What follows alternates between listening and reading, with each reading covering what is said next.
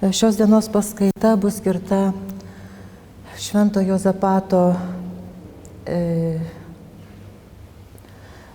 gerbimo tokiam aspektui, kuris susijęs būtent su jo kūnu, su jo jau mirusiu kūnu. Kaip žinia, šventųjų gyvenimas nepasibaigia vien mirtimi, bet po mirties ypatingas dėmesys skiriamas jų kūnui ir tą šventumą dažnai patvirtina tokie įvairūs antgamtiniai reiškiniai, kurie apsupa tą šventojo kūną. Ir suvokiant, kaip klostėsi Šventojo Juozapato kultas nuo pat jo gyvenimo, nuo pat jo veiklos susijusios su ta tokiu, galima sakyti, šventojo keliu, su savo tokia labai aktyvia kaip bazilijonų vienuolijos atstovo veikla, kaip vyskupo veikla, atvertinėtojo iš atskalūnų, schizmatikų tikėjimo į tos Romos bažnyčiai pavaldžios unitiškos konfesijos kelią. Visa tai baigėsi tą kankinišką mirtimi ir toliau tas kultas klostėsi būtent apmąstant, stebint tą kūną ir kartu jį ypatingai globojant. Kodėl dabar apie tai pradėjau kalbėti ir čia reikėtų tam tikro galbūt nedidelio ekskurso į 16 amžiaus pabaigą, tas konfesijų kovas, kai katalikai ir ypatingai jėzuitų vienuolija ėmė populiarinti ankstyvųjų kankinių kultą, ankstyvųjų kankinių tą tokią pasišventimą numirti už Kristų ir supanašėti su Kristumi. Ir anuometinių konfesinių kovų kontekste vėl tapo aktuali ta mirties už Kristų tema, tos nesibijojimas kentėti ir taip ekstremaliai kentėti. Ir vėl buvo aktualizuotas ir Švento Augustino 10 knygoje ta išdėstyta krikščionio kankinio samprata, kuris yra Kristaus, krikščionis kankinys yra kaip Kristaus kūno, Kristaus tiesioginis pasekėjas, jo veiklos tęsėjas. Ir Laurynas Surijus, 16 amžiaus autorius, tą mintį vystė, kad Kristus yra kankinių karalius, kankinių tas provaizdis ir visi krikščionių kankiniai nuo ankstyvosios krikščionybės iki jau 16, jo laikas 16 amžius, 16 antra pusė, jie kartoja, jie savaip įkūnija ir įprasmina Kristaus auką. Ir Tridento susirinkimo 25 sesijoje buvo skirta toks atskiras skyrius šventiesiems ir jų relikvijoms. Ir ten buvo teigiama, kad, cituoju, tikintieji privalo gerbti šventųjų kankinių ir kitų gyvenančių su Kristumi kūnus, nes jie buvo gyvieji Kristaus ir šventosios dvasios šventovės nariai.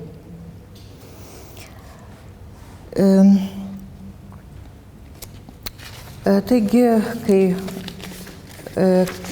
kai Juozapatas Kuncevičius buvo drastiškai Vitebske nužudytas, buvo kankintas, buvo tyčiojamas iš jo kūno, Ir paskui netrukus Veliaminas Rutskis ir kiti, žodžiu, jau užsiėmė tos visos kankinystės aprašymų.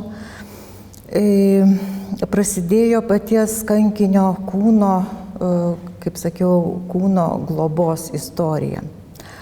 Bet man čia dar svarbu toksai ekskursas apie dar jam gyvant esant tokius jo, kaip sakyt, kūniškumo aspektus, svarbius gyvenimo momentus. Būtent jau ankstyvosiuose šaltiniuose buvo aprašyta ir ypatingai Jokūbo Sušos gyvenime išplėtotas epizodas iš jo vaikystės, kai jisai medituodamas nukryžiuotojo atvaizdą, dar vaikas, žodžiu, į jo širdį krito kibirkštis iš paveikslo. Na, įvairiuose šaltiniuose atsiranda skirtingų niuansų. Pavyzdžiui, Kojelavičiaus aprašyme rašoma, kad tėvų akivaizdoje nuo paveikslo, nuo nukryžiuoto paveikslo atšokusi ir berniukų į širdį įkritusi kibirkštis prišaukė ją žengti nepaprastuoju būsimo šventumo keliu. Tai ką čia tokiame epizode galime matyti? Čia, aišku, jau veikia religinė vaizduotė. Iš tiesų mums nesvarbu, kokia ta kibirkštis buvo. Čia yra tiesiog, impulso kažkokio toks vizualizavimas ir toks, kaip baroko rašytojai mėgsta, toks netgi materializavimas su tokio, kad iš paveikslo atšoko kibirkštis, ji buvo regima ir įkrito tiesiog į širdį. Tai čia jau galima net, jeigu kokie nors šiuolaikiniai dailininkai, tai jau tiesiog galėtų labai ekspresionistiškai ir vos nesiurrealistiškai pavaizduoti tą kibirkšties įkritimą į širdį. Bet čia jau galima fiksuoti paties Juozapato tokią analogiją ir ryšį, fizinį vos neryšį su Jėzumi, kuris, pavyzdžiui, aptinkamas ir Švento Pranciškaus gyvenime, jo stigmatizacijos fenomene, stigmų gavimo. Tai čia ta kibirkštis kartu, galima sakyti, patį kūną jau leidžia traktuoti kaip ypatingą, kaip paliestą paties Jėzaus meilės, paties ryšio su Jėzumi. Kitas epizodas tai yra tas akmuo, ant kurio Vilniuje jau tapęs vienuoliu, kaip manoma, šventoriuje stovėjęs Juozapatas. Ir skirtingose rašytiniuose šaltiniuose vėl aptinkame vienur, kad rašoma, kad šventoriuje, kur buvo kapai, tai tarsi ant kapo akmens stovėjęs ir bet kokiu oru ir sušalęs ir vienplaukis su viena šutine, primenant tuos rytų krikščionybėje garsius asketus, stulpininkus, kurie save marindami askezėje, valandas ir dienas, melsdamiesi ir medituodami galėdavo stovėti ant kokio stulpo ar kitaip marindamiesi. Tai tas Kuncevičiaus stovėjimo ant akmens epizodas, jis paskui įgijo, galima sakyti, tokią ne tik pasakojimų, naratyvo tradiciją, įvairiai kintančio ir įvairius niuansus įgaunančio, bet ir ikonografinę tam tikrą tradiciją. Ir čia susidurėme su tokiu dalyku kaip atminties kultūra, kuri įvairius epizodus sujungia, transformuoja ir kartais sumaino ir, pavyzdžiui, laikus ir vietas. Ir Bažnytinio paveldo muziejuje, kur ir skaitau šitą paskaitą parodoje, veikiančioje parodoje yra eksponuojamas Jurijaus Malachevskio paveikslas, tokios ikoniškos stilistikos atvaizdas, 24 metais nutapytas kur vaizduojamas Juozapato pašaukimas. Ir čia matome Juozapatą tokiam žiemos apsuptyje, žiemos peizažas, fone bažnytėlė. Ir ta bažnytėlė, anot parodos kuratorių, primena jo gimtojo Vladimiro miestelio Voluinėje. Ir čia pat nukryžiuotasis. Tos pusnis, jos minimos kalbant apie Kuncevičiaus askezę Vilniuje, kai jis Vilniuje stovėjo ant akmens ir įbridęs į pusnis, nepaisydamas žvarbaus oro. O čia matome viskas sujungta į vieną. Tas nukryžiuotasis iš vaikystės, tarsi galbūt ne iš vaikystės, bet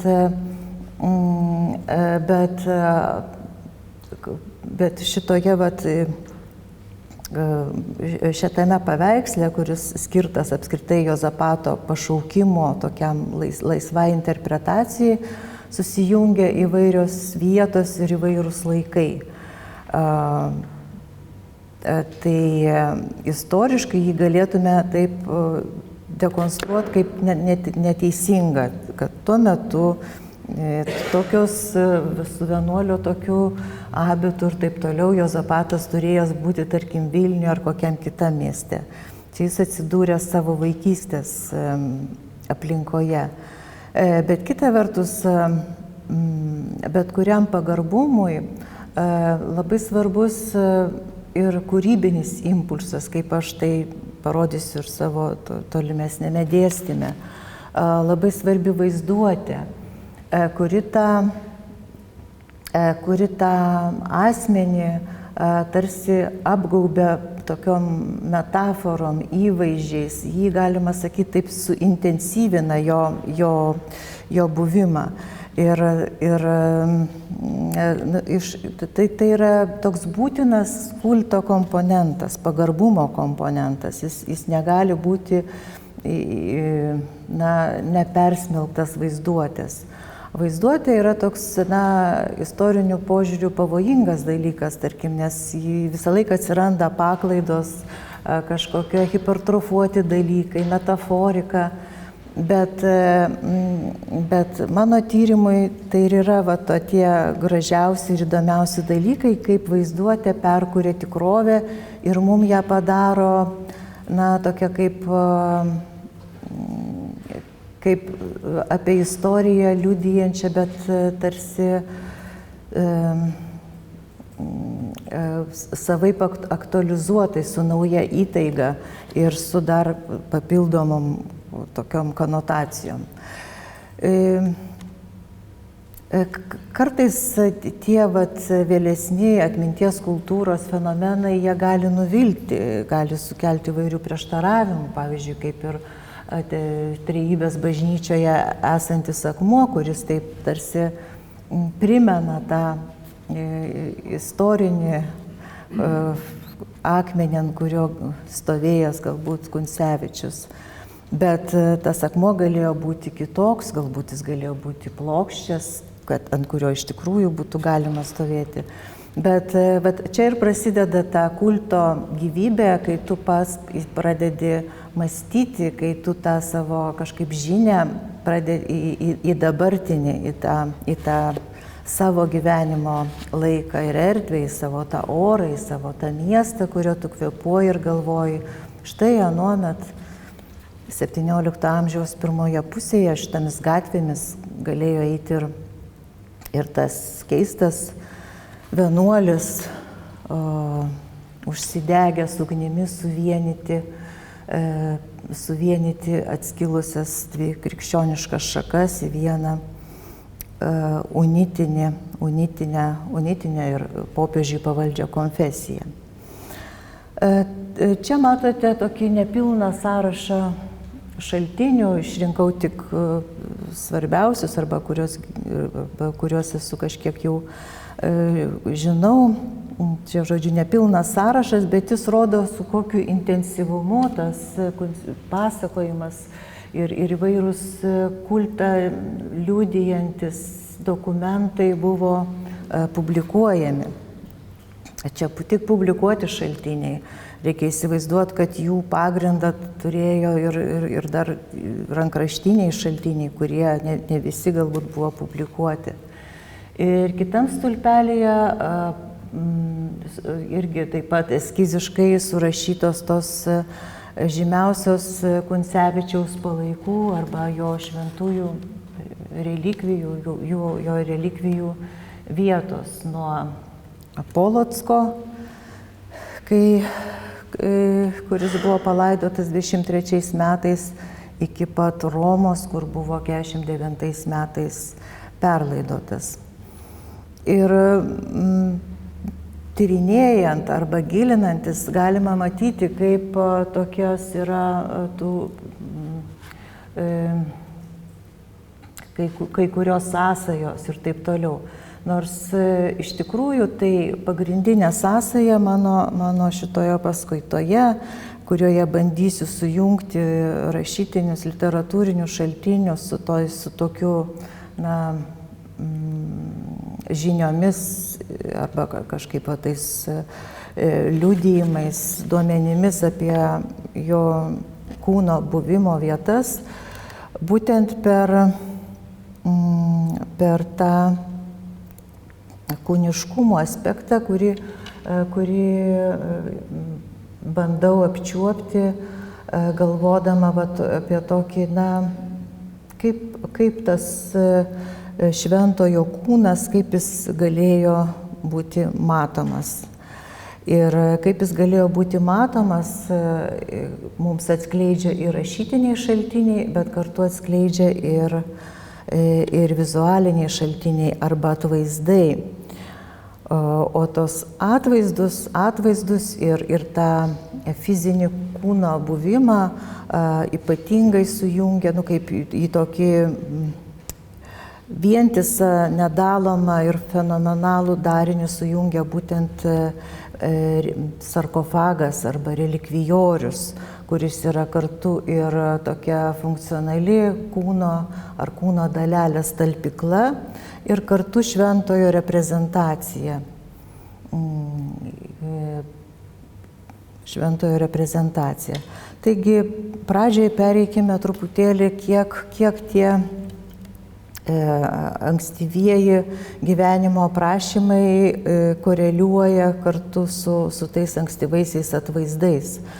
Čia tokį kaip meno istorikė pasakysiu galbūt ne visai tinkamą savo profesinę prasme pastabą, kad 17 amžiuje literatūra, tekstai visgi buvo daug galingesni už vaizdus. Jie sugebėjo daugiau veiksmo parodyti, viską animuoti.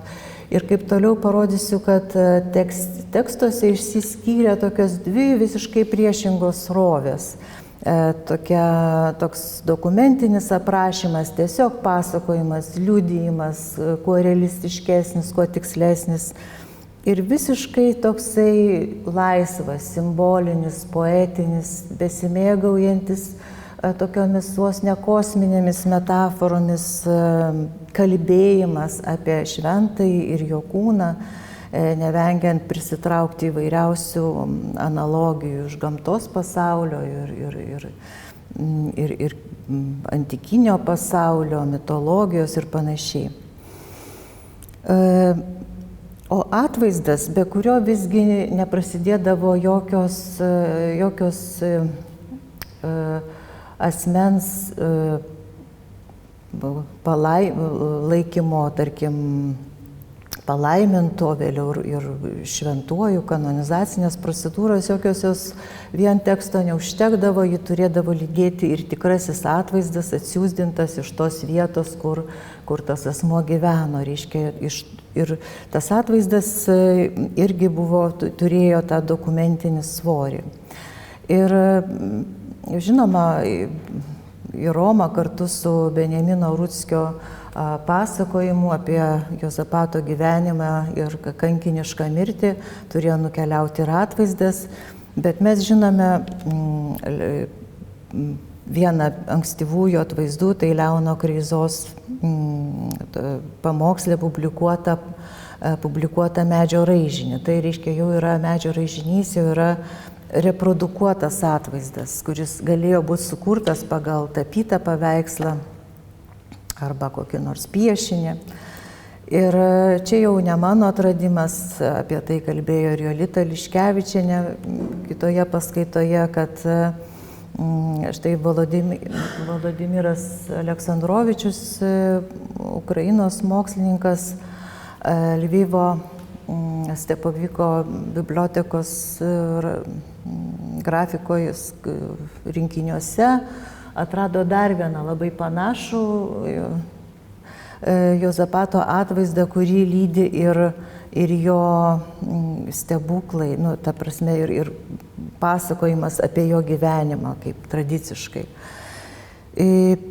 Bet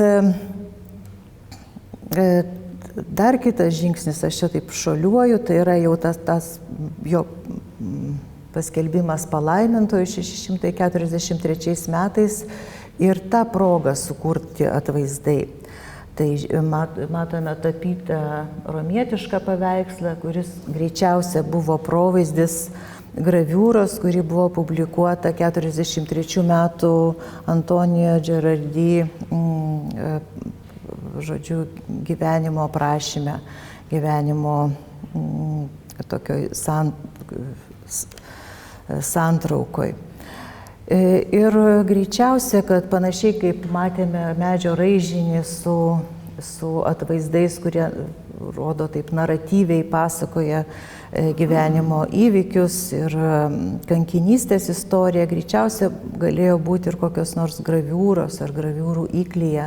Kaip žinia, ne visos knygos būdavo vienodai iliustruojamas, ne visi egzemplioriai, kai kurie papildomi tomis iliustracijomis, kai kurie ne.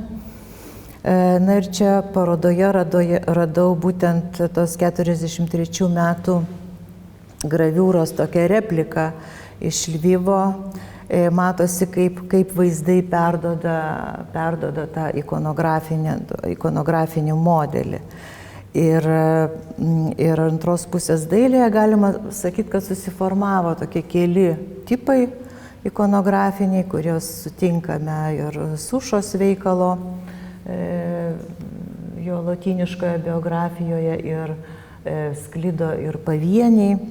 Ir matome, kad figūruoja pilnafigūris atvaizdas, iki pusės toks portretinis atvaizdas.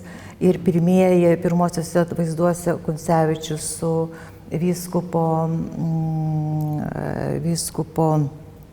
Mitra, o paskui jau palaiminimo procedūros kontekste, matyt, buvo nutarta akcentuoti tą jo mirties priežastį ir tą smūgį į galvą kirviu, nuo kurio jis mirė.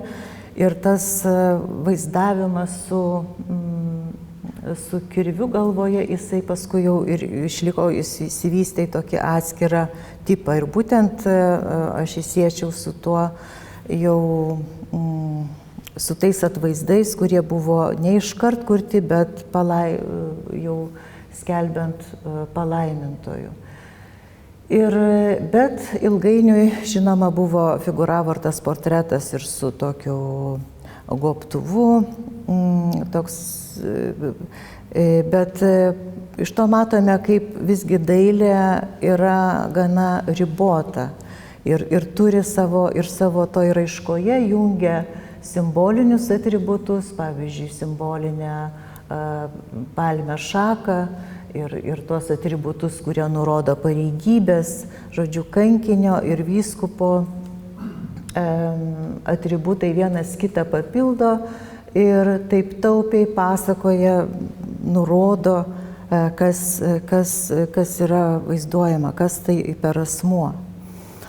Tuo tarpu, kaip minėjau, literatūra, rašytiniai duomenys jie nerodo, bet jie leidžia įsivaizduoti daug daugiau dalykų, daug daugiau nepavaizduojamų dalykų.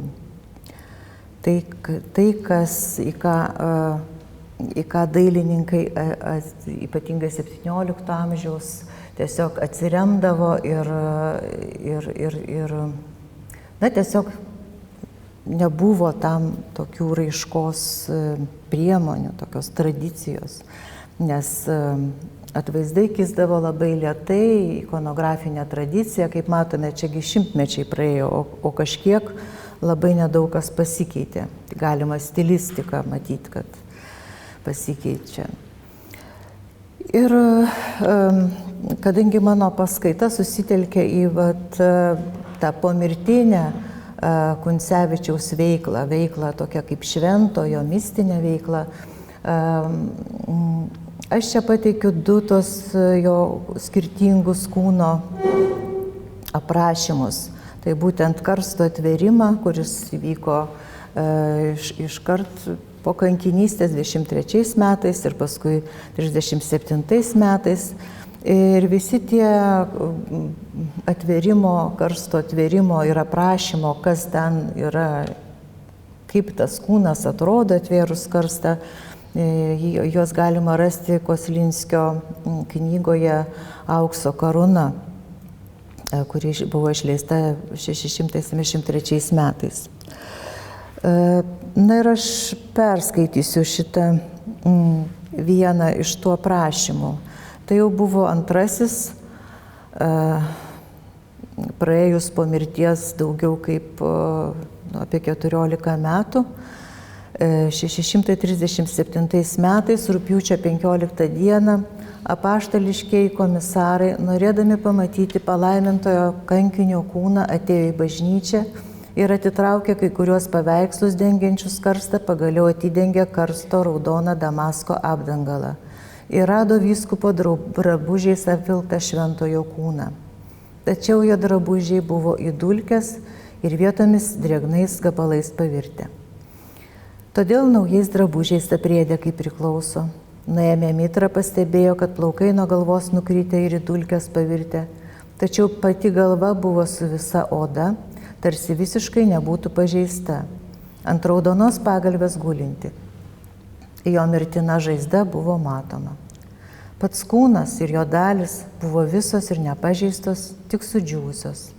Dešinėje rankoje pirštas nukirstas, kaip ir kairės rankos nykštys, ir kulnas kairės kojos nukirstas. Kairėje pusėje rado kortelę. Na ir taip toliau, ten irgi vėl įrašai, dokumentai, nes visa ta atvėrimo dokumentacija buvo būtina ir perdodama, ir visa antspauduojama ir taip toliau. Ir kontrasto principu pacituosiu kitą visiškai jo gana ankstyvą, jo mirties ir mirusio kūno apmąstymą, sutinkamą Fabijono Birkovskio pamoksle paskelbtame 629 metais. Jisai rašo: Mėnulis reiškia bažnyčią, nes ima šviesą iš šviesiausios saulės amžinojo žodžio. Jis, kaip regime, dažnai apsilieja krauju. 23 metais, viešpaties metais, lapkričio 12, sektantai užmušė Polocko vyskupą Jozapatą Kuncevičių. Braunsberge pašautas mūsų viešpatės nukryžiuotojo atvaizdas. Ir vienas, ir kitas krauju aptaškyti. Tai iki šios dienos yra stebuklingi ženklai.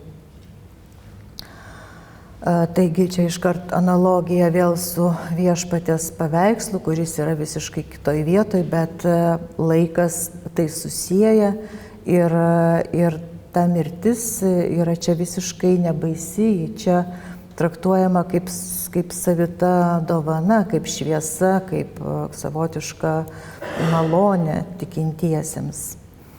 Na ir vėlesnis gerokai šaltinis yra Andrėjus Mladenovskis, jo emblemų knyga, simbolinės ikonos apie Jozapato gyvenimą ir mirtį.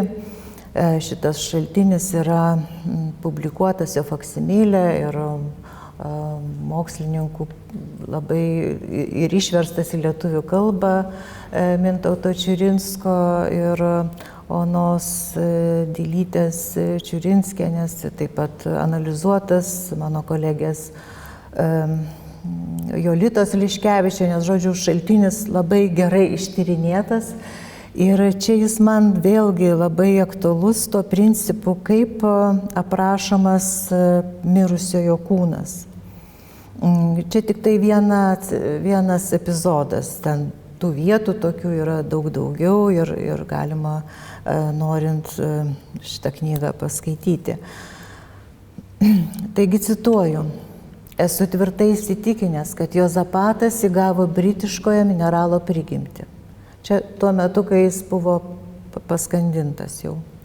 Jis dega vandenyje, nes iš vandens sklinda raibuliuojanti šviesa.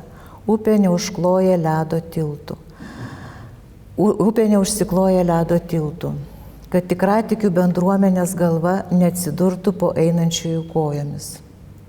Ir tu nusileidęs pakyli, nes po to, kai nusileidęs čia pakyli, išgražėjęs tarsi sužadėtinis iš savo šviesos guolio. Ligonius tarsi besvorius atomus pakeli iš lovų, karštai tave garbinančių įkarštis, karštinės audrą pakeičia tavo šlovės giedra. Na, čia didžiulis nuotolis tarp tų dviejų epizodų. Vienur aprašomas tas jo kūno radimas vandenyje, šviesos sklidimas ir iš mirusio kūno tos elgsenos, ar kaip pasakyti, iš jo būvio, tas būvis interpretuojamas kaip irgi tam tikri Dievo siunčiami ženklai, kad jis neatsidūrė po tiltu, kad šviesa sklido ir jį galėjo rasti ir panašiai. Na ir paskui tas pats mirusiojo kūno traktavimas kaip stebuklų tarpininko, kaip stebuklų šaltinio, nes jisai toksai bejėgis ir nukankintas, visgi Dievo valia, Dievo dėka jau gali tarpininkauti pasveikimams, gali tarpininkauti stiprybės įgyjimams, karštinės audrą pakeisti giedra ir panašiai. Taigi parodžiau tos tokius du kraštutinius atvejus, tos kūno sampratos, ta tokia dokumentiška, istorinė, kurie asocijuojasi su tokiu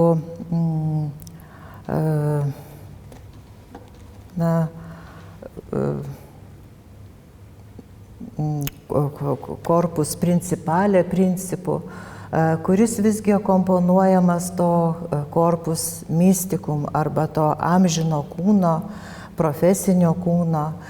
Čia aš pasitelkiu tokią jau plačiai išeksploatuotą Kantorovičiaus dvigubo kūno idėją, kuri krikščioniškoje sąmonėje labai gaji. Ji veikianti yra ir kalbant apie anksčiau kalbant apie karaliaus kūną ir apie paties Kristaus kūną, kuris viena vertus yra amžinas, visa apimantis, kaip ir pati bažnyčia, kita vertus tai yra konkretus istorinis kūnas, faktinis kūnas. Ir sakyčiau, kad šitos dvi plotmės, kurias mes matėme raštijoje, jos gali būti atpažįstamos ir relikvijos apipavydalinimo arba relikvijoriaus arba sarkofago fenomene. Štai kodėl taip svarbu šventajam turėti savo vietą po mirties ir kodėl taip svarbu tą vietą tinkamai, prabangiai arba kažkaip ypatingai apipavydalinti. Ir čia į Juozapato kulto istoriją įėjo Lietuvos didžiosios kunigaikštystės pakancleris Kazimieras Leonas Sapiega, kuris jau Juozapatui tapus palaimintoju sumanė funduoti naują sarkofagą. Prieš tai jau Kuncevičius buvo palaidotas Polocke, bet štai iškilo poreikis geresniam sarkofagui, prabangesniam. Ir Sušos knygoje yra jo, šitą dėkoju Mintautui Čiurinskui, kuris man jau seniai šitą Sušos knygos epizodą yra išvertęs, kuris traktuojamas kaip savotiškas stebuklas, tas sarkofago užsakymas. Nes didysis vyras Kazimieras Leonas Sapiega, jis buvo sumanęs užsakyti alavinį sarkofagą, kaip tuo metu buvo įprasta, ir alaviniai sarkofagai buvo taip pat labai prabangus. Bet kai jis nuvyko į Gdanske ir turėdamas laisvo laiko, jisai išvydo tokią viziją, kur, kaip vėliau paaiškėjo, jam pasirodęs pats Juozapatas ir pasakė, argi tu neišsiteksi sidabriniam, net meistrą rasi ten tokioje ir tokioje gatvėje. Pasakė ir pranyko. Na ir tada, kaip prašo Suša, tas pašoko iš lovos ir klausė, kas čia buvęs. Po to viską iš eilės papasakojus kitiems supranta, kad palaimintasis Juozapatas. Taigi tuoj pas meistrą. Šis prie stebuklo dar pridėjo stebuklą. Pats taip pat matęs visiškai panašų vyrą. Tai be to apsakė jo išvaizdą ir aprangą ir nurodė, kokiu būdu jam vadovaujant kaip meistrui turėtų būti pagamintas sarkofagas. Pakancleris supratęs, kad ne kitaip kaip Dievas ir kankinys to nori, nurodė jį pagaminti. Todėl iškilnaus ir dosniai parūpintos sidabro su kankinio garbę atitinkančiu meniškumu buvo pagamintas karstas. Jo šonai ir priekinė bei galinė pusė vaizduoja ir žvelgiančiam rodo kankinystės vyksmą, išvien išlietas liejinys, kur reikia įdubęs, kur reikia išgaubtas. Keturiuose kampuose, kada dideli ir dailūs angelai, pakišę savo pečius ir rankas, atrodo laikantis svorį. Veidų pasisukę vienas į kitą, klūpantis ant vieno kelio, kitą pakėlę. O ant karsto viršaus gulinčio Juozapato, apsivilkusio graiko apeigų vyskupo rūbais su pastoralu atvaizdas. Sarkofagos, žodžiu, ten dar toliau aprašoma ir sakoma, kad viso statinio kaina siekia 36 000 skudų. Jį Polockas išvydo ir šventas kūnas į sarkofagą buvo paguldytas 650 metais. Piotr Krasny, lenkų mokslininkas, publikavo straipsnį, kuris hipotetiškai kaip ir sukuria tą, kaip ir bando vizualizuoti, į ką galėjo būti panašus tas sarkofagas. Ir čia reikia turėti omeny, kad tuo metu tai buvo tokie keli, mūsų abiejų tautų Respublikoje buvo keli tokie sidabriniai, didžiuliai, prabangus sarkofagai. Tai būtent buvo Švento Vaitiekaus sarkofagas Gniezno katedroje, kurio fundatorius buvo pats karalius Zigmantas Vaza, o autorius Gdansko auksakalys Piteris Vandenrenas. Taip pat buvo Švento Stanislovo sarkofagas sukurtas Krokuvos Vavelio katedrai 33 metais, taip pat karališkas užsakymas, čia Vladislavas IV buvo fundatorius. Na ir buvo Vilniuje Švento Kazimiero sidabrinis sarkofagas 36 metų. Tai taip pat karališkoji fundacija, kuris neišliko, kaip žinia, čia įdėjau asociatyvinį tik tai paveikslą. Ir anot Piotro Krasny, Juozapato relikvijorius greičiausiai buvo pats panašiausias į Kazimiero, bet Kazimiero neturėjo viršuje tos šventojo figūros, skulptūros, tokių, galima sakyti, viduramžiškų papročių, kai sarkofago viduje jau tas kūnas inres, pats tikrasis kūnas, o ant viršaus jo atvaizdas, jis tarsi atkartoja tą viduje slepiamą tikrovę. Tai galime įsivaizduoti, kad Juozapato figūra buvo pavaizduota ant paties sarkofago viršaus, kad angelai laikė tą sarkofagą, ir jis buvo, taip pat šonuose buvo turbūt kankinystės scenas vaizduojančios scenos, kurių ikonografija, kur turbūt siekia tą medžio raižinį, kurį rodžiau paskaitos pradžioje. Nes tie įvykiai, jie nekinta, jie tie patys, kinta tik jų vaizdavimas ir interpretacija.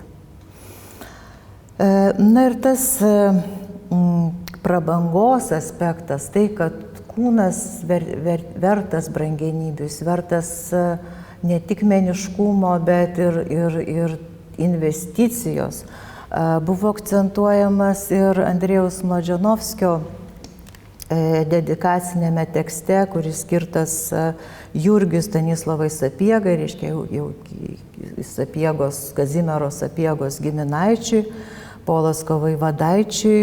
Ir čia vėl labai gražiai aprašomas ta prasmė sarkofago ir jo prabangos, kodėl verta tą sidabrą šitokiais kiekiais lydyti ir tą gaubtą kūnui daryti. Leonas Sapiega, cituoju, kad didžius nuopelnus nuneštų į amžinybę, kad parodydamas ypatingą pagarbą atitaisytų bjauriausio nužudymo padarytą žalą vyskupiškai garbiai, šventosioms kankinio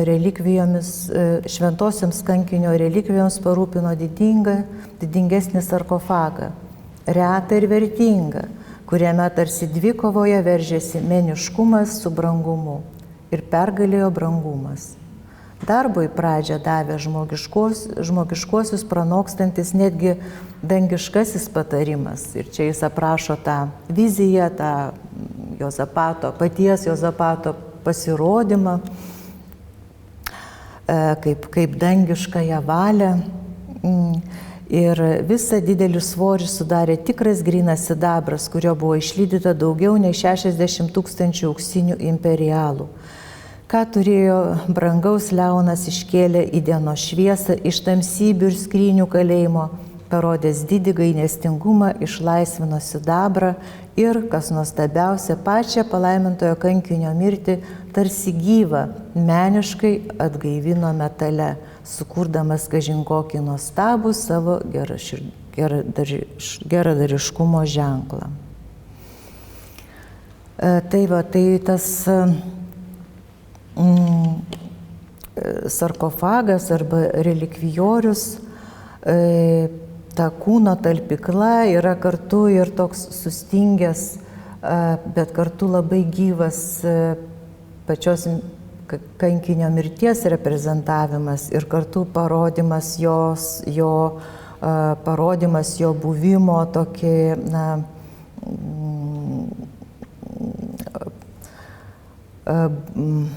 paties šventojo gyvenimo išaukštinimas ir parodymas jo aktualumo, kad jisai nenutrūksta, kad jisai turi tą amžiną prabangą. Ir čia tas prabangos pranokstančio net meniškumo akcentavimas yra labai svarbus.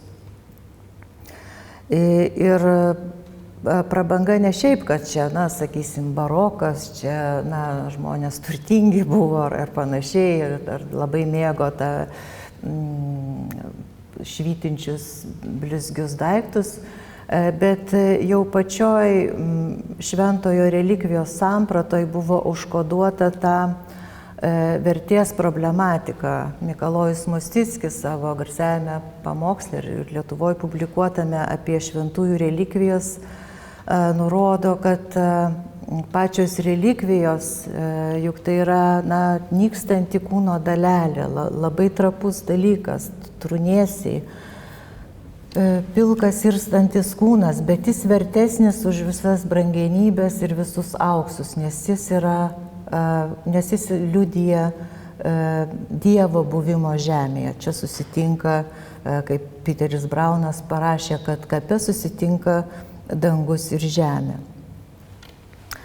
Ir tą kūno svarbą, kūno palaidojimo vietos aktualumą, kurioje vietoje bus tas sarkofagas, kurioje vietoje bus tas kūnas, akcentavo ir Albertas Vijūkas Kojelavičius savo įvairienybėse, kuris aprašo, kad Juozapato kūnas palaidotas Polocko tvirtovės katedros bažnyčioje, kapas garsėja stebuklais jau. Ir čia jis pabrėžia, kad tą jausmingumą ir tą prieštaravimą jį garbinant, nes kai kas galvoja, kad gal geriau jis turėtų būti kitoje vietoje, daugiau katalikų lankome, kad galbūt Polockas nėra visai tinkama vieta, tačiau jis pabrėžia, kad tie, vietos gyventojai, polockiečiai, kuo griežčiausiai tam pasipriešintų, grasindami netgi griebsią ginklo, jeigu kas nors panašaus bus pamėginta padaryti. Tai čia mano paskaitoje dabar irgi toks slenkstinis momentas, pereinant nuo kūno vietos kaip vietos sarkofage prie paties sarkofago, vietos, kurioje bažnyčioje bus, kurioje vietoje, nes palaimintojo kūnas sarkofage jau steigia kulto vietą, steigia stebuklų vietą. Ir taip sutapo, kad būtent 50-ieji metai, kai jau Kuncevičius įgijo savo tą garbingą vietą Polocko katedroje, prabangiam sidabro karste, prasidėjo karas su Maskva ir reikėjo galvoti, kur slėpti kankinio kūną, kad jis nebūtų išniekintas vėl. Ir čia prasideda tos kelionės, karsto slėpimas, ieškojimas saugios vietos, ieškojimas pagarbesnės vietos. Ir tai, galima sakyti, tęsiasi iki pat 20 amžiaus.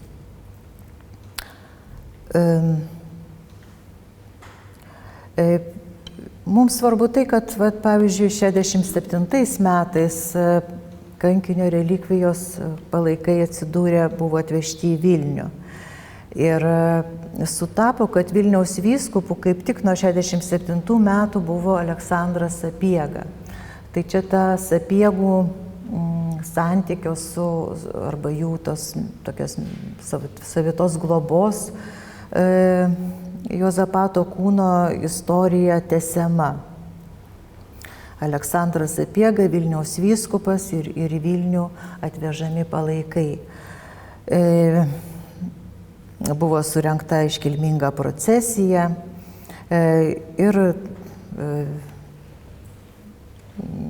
tokioje knygoje, kurią vėliau cituosiu, buvo prašyti ir kiti su tuo kankinio atvežimu į Vilnių susiję įvykiai ir įvairūs stebuklai.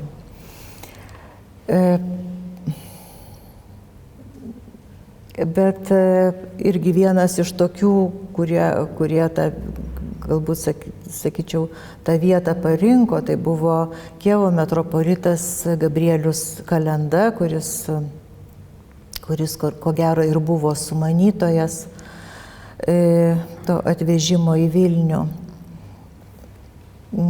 Paskui buvo kurį laiką toks neaiškus periodas ir čia dar atskirų studijų reikalauja, bet jau nuo 17 amžiaus pabaigos unitų metropolitas Leonas Kiška, bendraudamas su Stanislovu Radvila, vėl ieško naujo naujo prieglobsčio Juozapato kūnui. Ir čia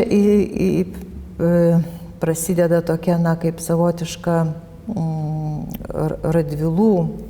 Radvilų toks aktyvumas, ypatingai kanclerio Karolio Stanislovo Radvilos. Radvila ir anksčiau buvo labai aktyvus unitų rėmėjas. 690 metais jis Beloje fundavo Juozapato vardo netgi bažnytėlę, paskui įkurdino jėzuitus Mirę. Ir teko jo tokius toks dienoraštis kaip ant kalendoriaus lapų. Varšuvoje tyrinėti jo tą dienoraštį, ten labai nemažai vietos skiriama būtent dėmesiui pačiam Juozapatui. Ir tuo metu, nors jis buvo tik palaimintas, jis Radvilą drąsiai vadina šventuoju, lanko dažnai jo kapą ir buvo manoma, kad net jis pats kartu su savimi kažkokiu būdu net vežiodavosi jo palaikus, o paskui buvo jau ramesniu periodu juos įkurdino savo pilies koplyčioje Beloje, paskui jau buvo jie pernešti į bažnyčią to miesto. Pasituosiu keletą jo tokių pastabų, kurie parodo tą jo tokį gana gyvą pamaldumą. Pavyzdžiui, kovo 12 dieną išvykau iš Vilniaus į Polokską aplankyti švento Juozapato kūno. Ir vėl ten apsistojo Polocke. Paskui po votum atidavimo prie švento Juozapato kūno išvykau į Voronežą. Paskui susitikimas su kunigu Žochovskiu ir metropolitu Rutskiu.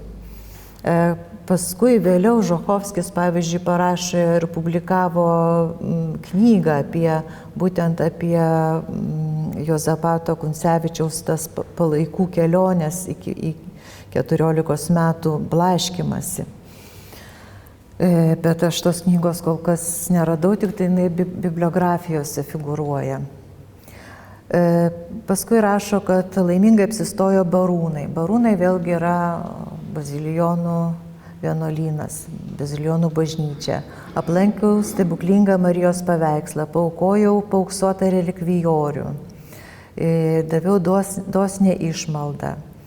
Na ir toks įdomus epizodas, kai su pačiu karaliu jie grįžo į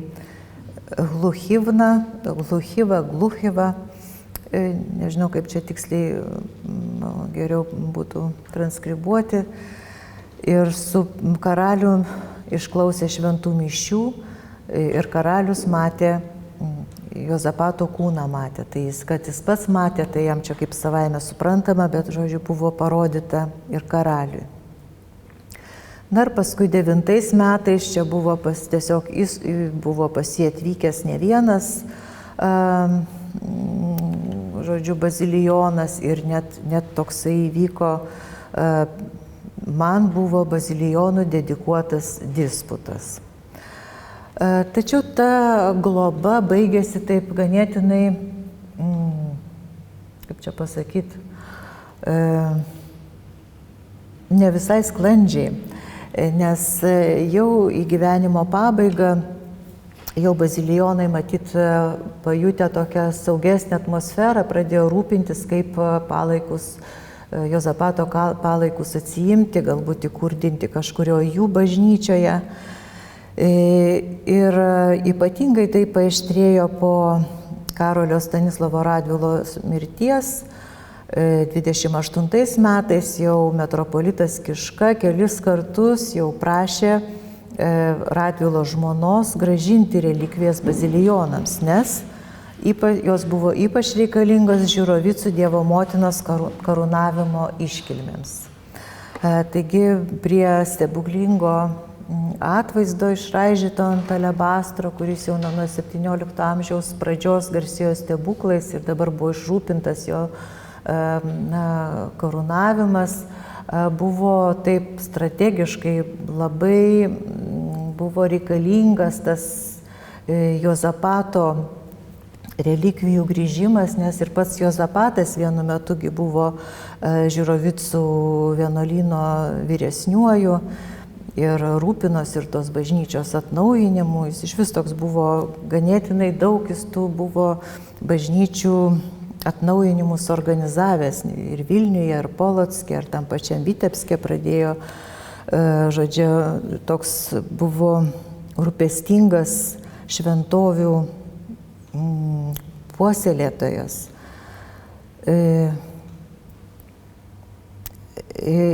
Bet buvo atsisakyta ir toliau buvo Juozapato relikvijos laikomas Beloje.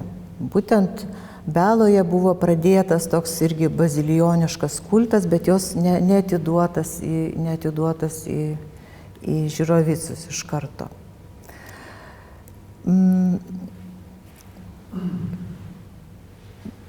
Paskui galima fiksuoti tą jau XIX amžiaus Juozapato Kuncevičiaus relikvijų buvimą kitame bazilijonų centre, kuris jau tuo metu kaip tik bazilijonų vienuolija buvo uždarinėjama, bet taip paradoksaliai, kaip tik XIX amžius Juozapatui tapo toks šlovės amžiumi, nes 867 metais popiežius Pijus IX paskelbė Juozapatą šventuoju, jis tapo šventuoju. Tačiau tas jo kūnas vėl buvo jam didžiulė grėsmė, jis buvo slepiamas Kulmo šventovėje, jis ten tik kurį laiką buvo pagarbiai išstatytas, paskui buvo Rūsy paslėptas ir paskui netgi užmūrytas. Ir ne visi tie kūno buvimo ir slėpimo epizodai yra aiškus, fiksuojamis, tik tai galima sakyti tokios, kai kurios jau tokios vietos. Kitas etapas tai būtent tas prieglobstis Vienoje, 20 amžiuje. Ir čia irgi nebuvo taip, kad vienoje šventovėje jis ramiai būtų. Buvo iš Šventos Barboros cerkvės buvo perkeltos į katalikiškas bažnyčias, nes buvo kaip ir saugiau. Ir galų gale perkeltos į Švento Stepono katedros kriptą, kur išbuvo iki pat 949 metų. Na ir pergalingai jau 49 metais išrūpintas šventajam buvimas Romos Švento Petro bazilikoje, Švento Bazilijaus altoriuje, ta tokio ypatingai garbingoje vietoje, kuri yra, galima sakyti, ir tokia, konceptualiai labai pagrįsta ir pelnyta. Bet pabaigai grįšiu visgi prie mūsų Vilniaus ir tų Vilniaus stebuklų,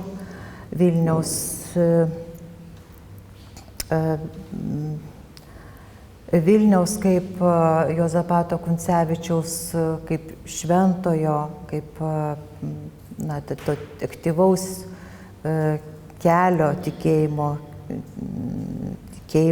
suvienijimo, turint tą tikėjimo suvienijimo misiją miesto. Ir Stanislovo Koslinskio knygoje yra aprašyta nemažai tų stebuklų, kurie, galima sakyti, ta knyga verta dėmesio ir turbūt ir vertimo, ir publikavimo su komentarais. Čia išrinkau tik tai keletą tokių. Ir vienas pirmųjų, kuris man yra labai toks gražus ir atitinka mūsų dabartinį laiką, rudenį, kad kai Juozapato kūnas buvo atvežtas į Vilnių, buvo labai blogas oras, nes buvo ruduo. Ir tuomet, kai dangus iš tiesų liejosi tą patį vakarą, stojo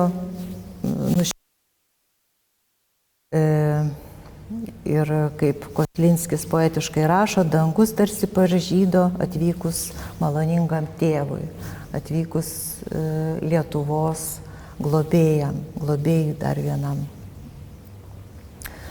Tai tas stebuklas, kuris, galima sakyti,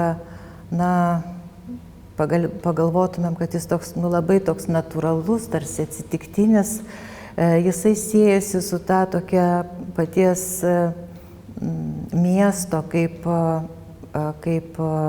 laukiančios šventojo erdvės patirtimi ir jos ta aplinka. Kitas stebuklas toks jau daugiau yra pamokančio pobūdžio, tokio, galima sakyti,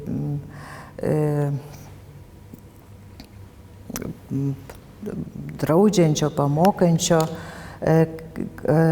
ginančio patį relikvijų gerbimą. Aprašymas, kai buvo jau susiformavusi tradicija ir per atitinkamą dieną, būtent lapkričio 12, būdavo organizuojamos relikvijos iš katedros iki Trejybės bažnyčios. Kažkas pasišaipė, kad, tai koks čia stebuklas, kad čia maždaug, kas čia, pacituosiu, schizmatikas, knygrišys savo kioskelyje sėdėdamas piktžodžiavo prieš šventenybės, šaipydamasis iš katalikiško pamaldumo ir paprastais kaulais šventasias relikvijas vadino. Už tai to jau Dievo bausmę patyrė, nes visas skausmų buvo apimtas ir nešamas namo pajuodo ir žado neteko, o po kiek valandų negalėjęs nei nuodėmių išpažinti, nei jokio kito krikščioniško akto atlikti, tą pačią dieną ne kaip pavyzdys, bet kaip pabauginimas kitiems gyvenimą pabaigė. Tai toks kaip ir netikėlio mirtis ir netikėjimo, bausmės už netikėjimą toks atvejis. Parodant visgi relikvijų svarbą, relikvijų kaip malonių šaltinio tokį fenomeną. Ir paskutinis toks, vienas paskutiniųjų mano išrinktų papasakojimų, tai būtent susijęs su Cecilijos Renatos, pačios karalienės pasveikimu. Čia dalyvauja ir jėzuitai, kurie buvo ir karalienės nuodėmklausiai. Ir iš liudijimo tai vietas, kuris šitame įvykyje dalyvauja, tai greičiausiai būsės toksai Grigalijus Schönhofas, kuris buvo tuometinis Vilniaus akademijos rektorius ir scholastinės teologijos, dėstytojas. Bet pacituosiu patį stebuklą, stebuklo prašymą tiksliau. Šviesiausiai Lenkijos karalienė dėl dažno jodinėjimo, čia su klaustuku pačiam šaltiniam buvo, taip dažnai sirgusi, kad vos proto nepraradusi. Dėl to karalienės nuodėmklausys jėzuitas Tenofas, čia kažkaip netaisyklingai jo tas vardas įrašytas, pavedęs ligonę palaimintojo kankinio relikvijų globai ir jo relikviją jai po pagalvę padėjęs. Tuomet karalienė išpažintį atlikusi ir visus sakramentus pagal katalikų papročius priėmusi, geriau pasijuto. Tai aišku, šiais laikais galbūt keistai nuskamba toksai pasakojimas ir apie pačią ligos priešistoriją ir susijusią su to judinėjimu ir taip toliau. Ir tai, kad po šios ligos iš tikrųjų karalienė tai neužilgo ir iš tikrųjų numirė, bet mums svarbus pats tas relikvijų kultas, kuris buvo labai gyvas Vilniuje. Ir jėzuitai štai turėjo kažkokį kaulelį ir naudojo gydymo tikslais. Bet visą tai aš čia kalbu ne tai, kad kažkaip tai stebėtis ar kažkaip nuvertinti, ar laikyti naiviu tokį tikėjimą, bet norėdama aktualizuoti tą kūniškumo aspektą, kuris baroko epochoje buvo ypatingai svarbus ir šiandien dažnai nuvertinamas, kalbant apie šventuosius, apie šventųjų relikvijas, apie šventųjų palaidojimus. Ir ypatingai svarbu ne tik, kad Vilniuje buvo tos relikvijos ir buvo relikvijoriai, bet kad buvo ir atvaizdai. Ir atvaizdai bendradarbiavo, jie papildė tos kūno likučius. Tai pabaigdama norėčiau priminti, kad Vilniaus bazilijonų altoriuje buvo neišlikęs, tik žinoma, ikonografiškai primenantis šitą portretą, galbūt Juozapato atvaizdas, kuris buvo papildytas ir pratęstas relikvijoriumi, kuriame buvo jo kūno likutis.